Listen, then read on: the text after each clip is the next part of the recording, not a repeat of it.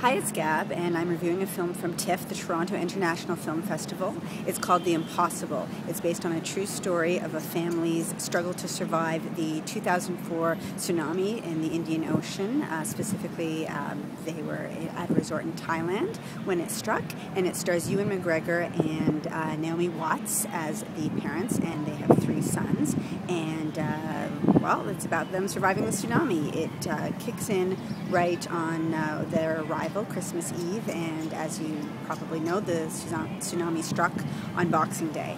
And after a brief interlude of their idyllic vacation in this resort, the tsunami hits, and what transpires at that point is an extremely visceral, edge-of-your-seat, knuckle-biting, disturbing scenario of the tsunami hitting this family. The mother and the eldest son are separated from the father and the 2 younger sons. The eldest son, I believe, is 9, Lucas, and we are first with the mother and Lucas, the mother Maria and Lucas, after the waters recede, and how they struggle to survive, get to shelter. The mother is gravely injured, and so the first mostly half of the main story is with them, and it's very disturbing and gut-wrenching to watch them try to survive, and especially as a parent, I mean, I'm a mother, wanting to help and reassure your child,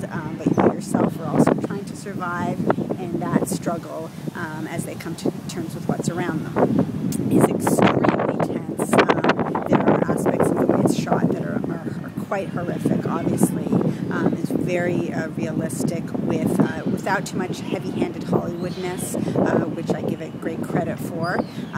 Then as the story shifts and we see what Ewan McGregor, the father, and the other 2 sons are going through, it becomes a little bit more cliched, movie of the week-ish. The Hollywood touch is a little bit more present in some of the coincidences, little twists that occur in the score, which is a little bit swelling at some points. I think it would have done more, it would have done better, be better served to have, if those touches had held back a little bit. The score particularly,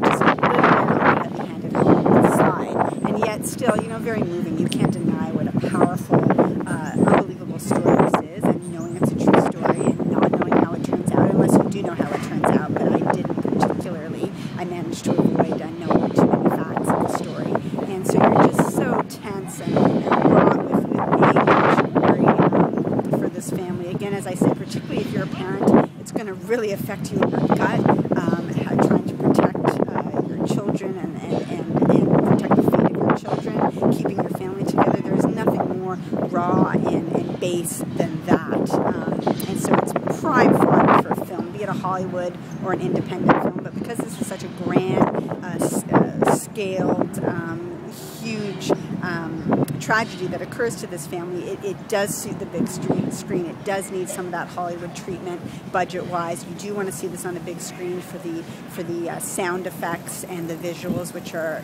stunningly handled. The main performances are fantastic. Naomi Watts is unbelievably heartbreaking.